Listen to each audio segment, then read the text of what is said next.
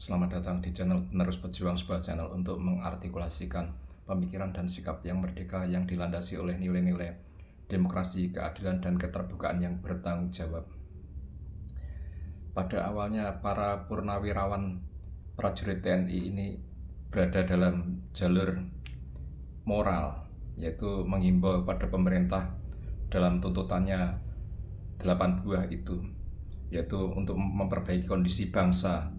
8 tuntutan itu sebenarnya sudah cukup bagus menurut saya, meskipun ada beberapa poin, misalkan mengganti wakil presiden itu sebenarnya tidak lagi menjadi ranah moral, tapi itu benar-benar menjadi suatu aktivitas politik partisan karena ingin mengganti wakil presiden. Kemudian ada lagi yang perlu ditambahkan, yaitu mengkritisi pemerintahan Prabowo, hendaknya juga mengkritisi diri sendiri, di mana di era Prabowo terjadi revisi Undang-Undang TNI nomor 34 tahun 2004, di mana direvisi pada bulan Maret 2025 yang lebih memperlebar peran fungsi TNI aktif di dalam lembaga sipil yang awalnya hanya untuk 10 lembaga, kemudian dilebarkan menjadi 14 lembaga. Itu banyak ditentang oleh kalangan masyarakat sipil, tapi ternyata luput dari perhatian atau kritik para anggota dari Forum Purnawirawan Prajurit TNI.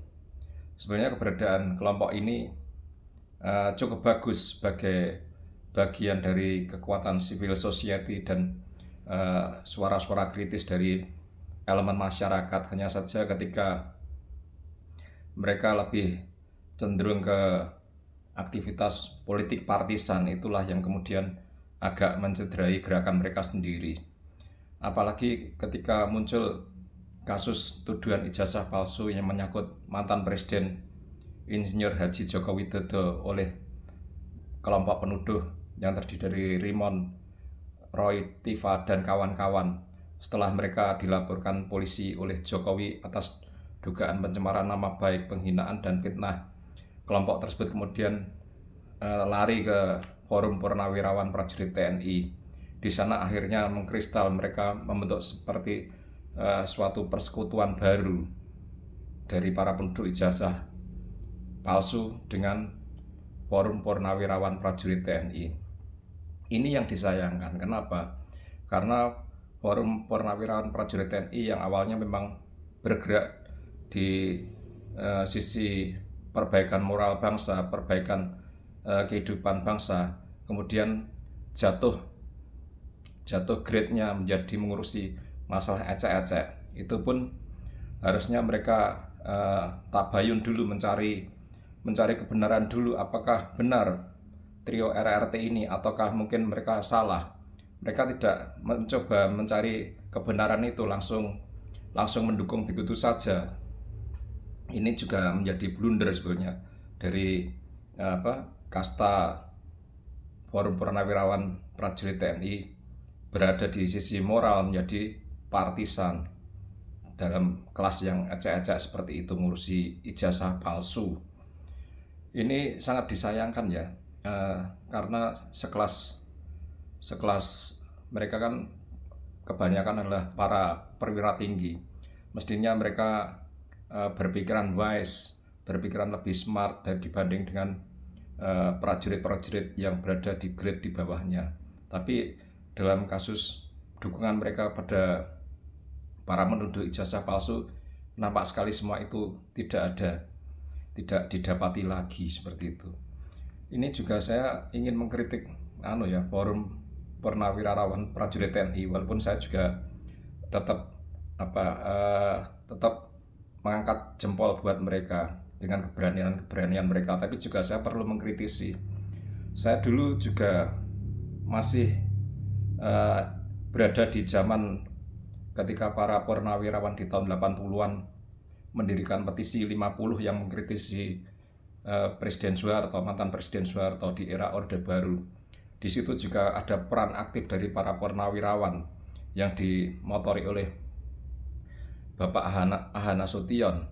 Terus ada Ali Sadikin, terus ada Pak Hugeng, mantan Kapolri yang terkenal jujur, sederhana, dan anti korupsi itu. Terus ada Solikin GP dan lain-lain.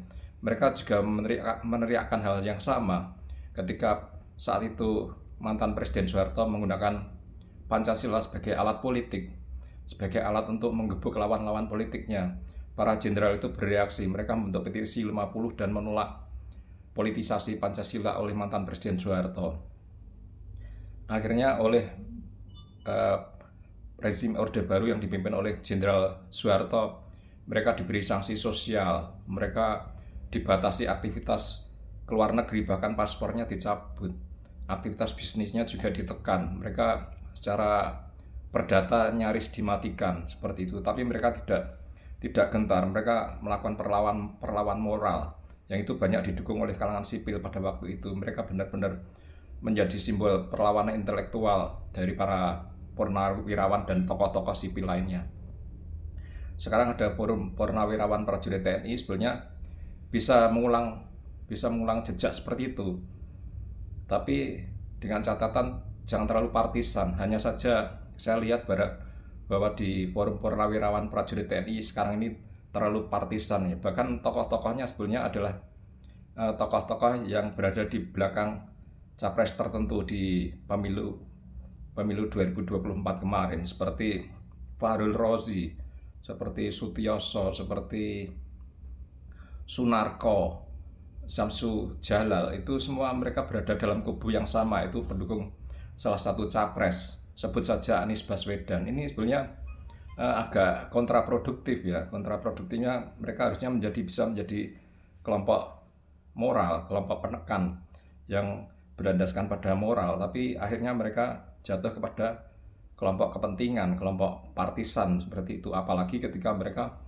mendukung dari para penuduh ijazah palsu, mereka jatuh lagi ke bawah menjadi sekedar ikut membackup isu ecek-ecek seperti itu. Harusnya mereka cari tahu dulu. Ini juga semacam ada kekurang literasian ya. Rata-rata mereka usianya sudah sepuh. Ini juga dilanda oleh kalangan sipil seperti Profesor Sofyan Effendi, di mana karena beliau sudah berusia sepuh, kemudian terjebak dalam algoritma dari gadget beliau. Akhirnya dia menyerap semua tayangan-tayangan negatif yang berasal dari para penuduh ijazah palsu. Akhirnya terlontarlah dalam pertemuan dengan respon statement-statement yang sebenarnya tanpa dasar, dan itu menjadi masalah.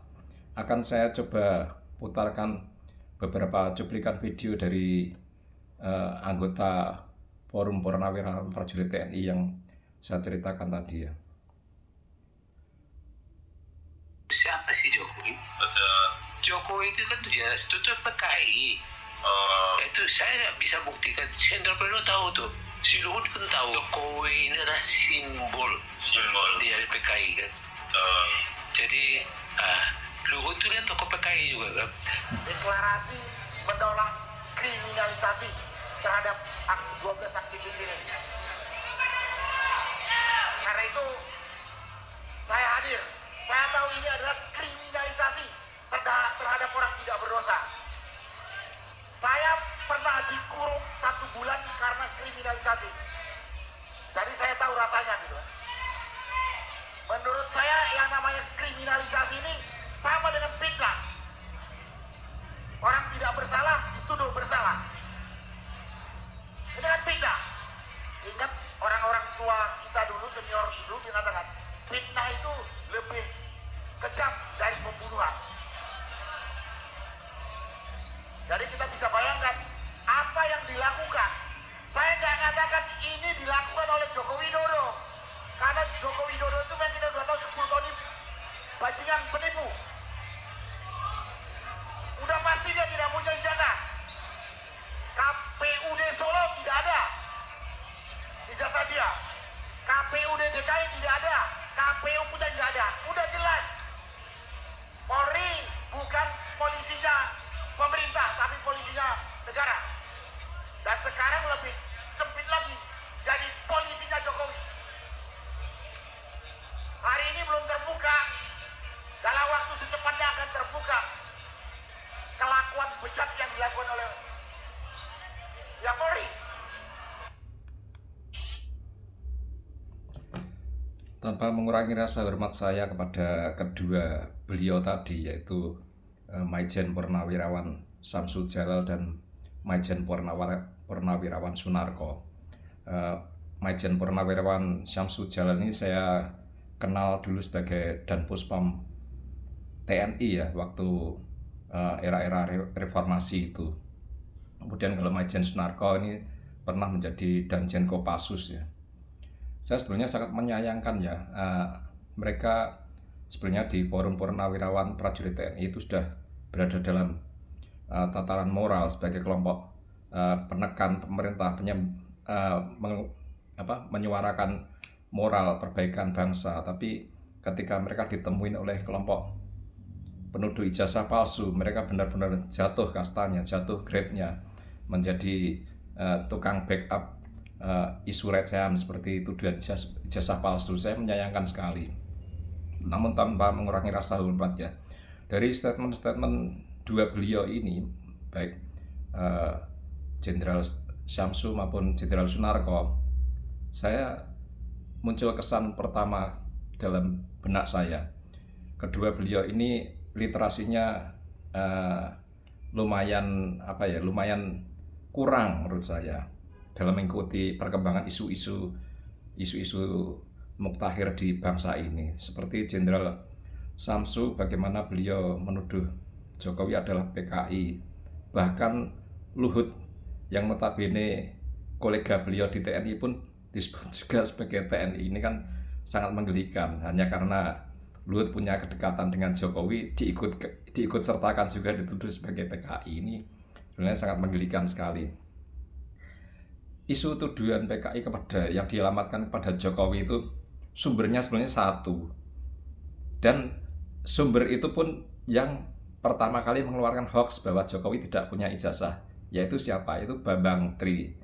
Ini yang sangat disayangkan, bahwa memang sekarang ini memang eranya post-truth ya, dimana kebohongan atau informasi palsu, informasi sesat yang diulang-ulang akhirnya dianggap sebagai sebuah kebenaran. Itulah yang terjadi sekarang ini. Bagaimana mungkin seorang Jenderal Syamsu tidak mencari tahu dulu apakah benar Jokowi itu adalah PKI, apalagi apakah benar Luhut itu PKI juga. Seperti itu harusnya dicari. Dari mana dulu sumber tuduhan itu? Pasti ketemu ke Bambang Tri. Mungkin hanya karena karena afiliasinya Jenderal Syamsu yang ke Anies Baswedan ya. Seperti kita ketahui bahwa Jenderal Syamsu ini kan memimpin Partai Berkarya, di mana Partai Berkarya dia itu memang mendukung Anies Baswedan. Mungkin dari situ dari lawan politik kemudian menjadi semacam muncul kebencian ya. Akhirnya dikasihlah stigma sebagaimana yang dialami Jokowi selama bertahun-tahun. Dia banyak distigma oleh lawan politiknya sebagai seorang PKI, walaupun itu sebenarnya juga tidak benar. Perlu penggalian literasi yang bagus sebenarnya untuk itu. Kemudian Jenderal Sunarko ini juga sebenarnya sangat sayang ya. Bagaimanapun beliau dulu pernah menjadi komandan satu pasukan khusus, di mana semuanya itu pasti lebih daripada pasukan reguler, baik kecerdasannya, kemampuan, skill tempurnya, segala macam taktik, strategi itu benar-benar di atas rata-rata. Tapi ketika beliau lagi-lagi ngomyongi para penuduh ijazah palsu, jadi lucu juga akhirnya seperti itu.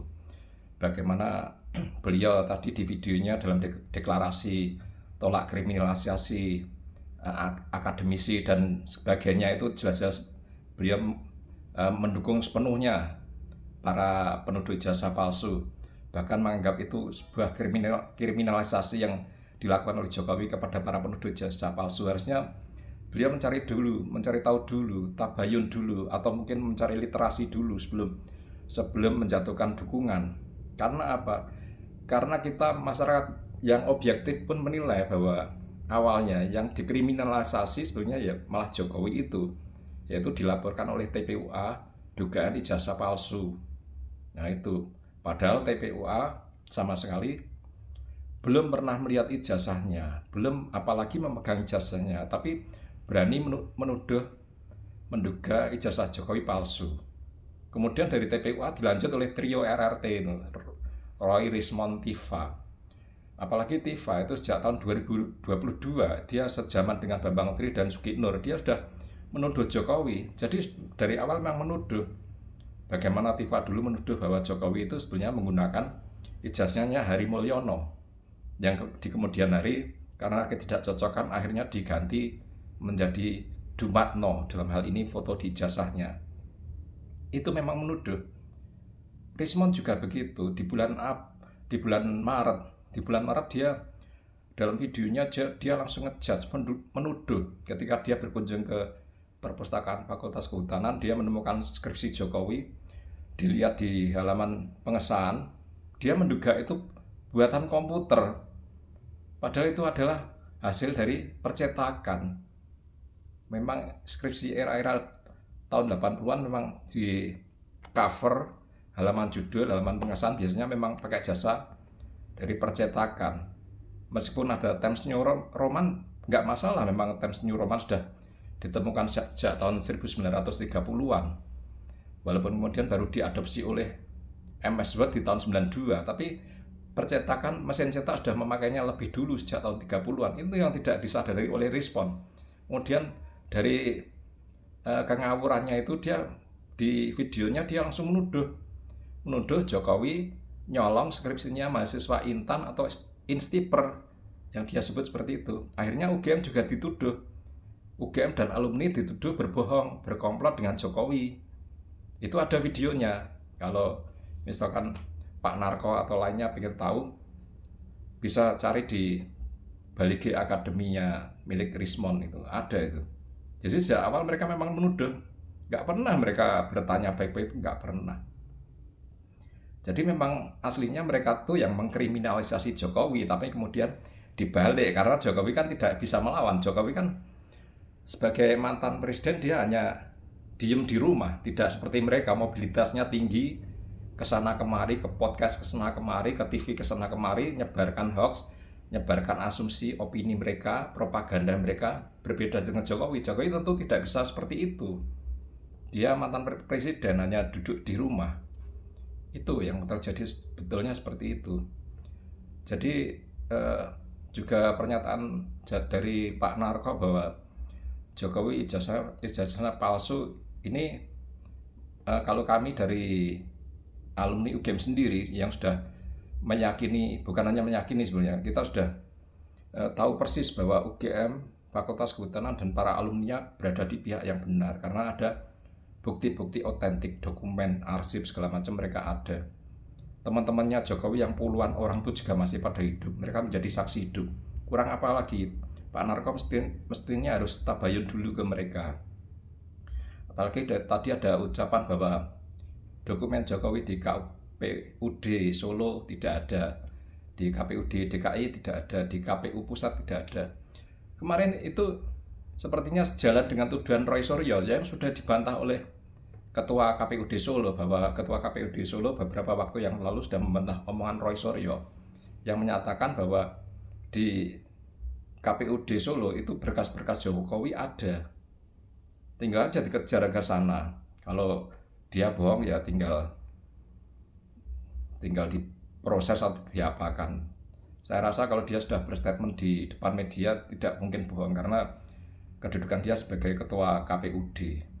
Beda dengan Roy Suryo, memang berada dalam pihak penuduh, ya memang semau-mau dia mau ngomong apa, yang penting masyarakat bisa percaya dengan opininya, dengan framing-framingnya, kan seperti itu. Terus tadi juga ada tuduhan Pak Narko terhadap polisi. Ya sebenarnya kalau mengkritik kepolisian agar menjadi baik itu nggak masalah sih menurut saya. Semua lembaga negara ini memang wajib dikritisi agar terjadi perbaikan seperti yang diinginkan masyarakat, nggak masalah. Cuman jangan tendensius seperti dikatakan kepolisian menjadi alatnya Jokowi. Ini kan tendensius sekali. Bagaimanapun kan Pak Narko ini kan latar belakangnya TNI, nanti kalau dirasakan oleh anggota Polri kan bisa dianggap menyudutkan mereka, sehingga hubungan TNI Polri bisa menjadi tidak baik karena statement-statement seperti ini. Lakukanlah kritik yang baik tanpa tendensi.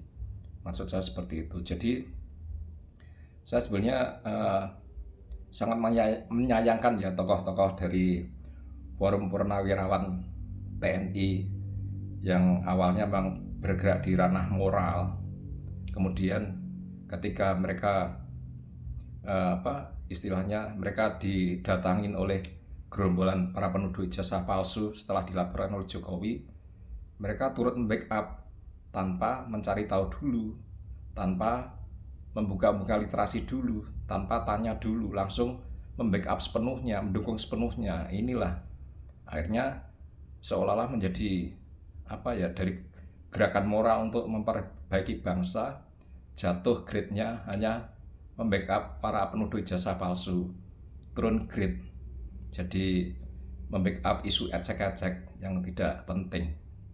Itu yang kita sayangkan. Ini saya ucapkan bukan karena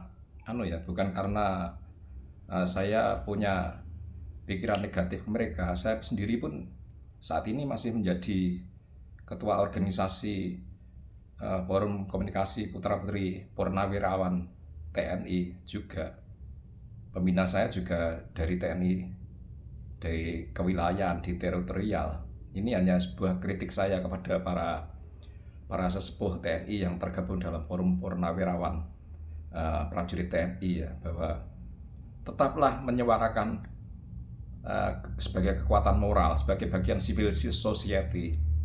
Jangan jatuh kepada afiliasi politik, kepentingan politik seperti itu, apalagi ngurusi isu ecek-ecek seperti memberikan backup pada trio RRT. Ini sudah menurut saya sudah menyimpang, melebar, yang nantinya justru akan menurunkan citra bapak-bapak di Forum Purnawirawan prajurit TNI itu sendiri. Ini sebuah kritik, tapi saya tetap bangga pada mereka, di mana pada usia mereka yang sudah senja, mereka berani mengeluarkan statementnya untuk memperbaiki bangsa ini. Teruslah bersuara, tapi harus dengan filter. Jangan semua ditampung, jangan semua diterima mentah-mentah. Ya mungkin perlu bantuan dari level di bawahnya yang usianya lebih muda untuk memberikan masukan pada beliau ini kan sudah sepuh ya, jadi mungkin untuk menyaring itu sudah berkurang lah, itu sudah natural saja seperti itu. Mungkin video saya cukupkan sampai di sini. Mohon maaf jika ada kata-kata yang salah, dan tetap salam merdeka.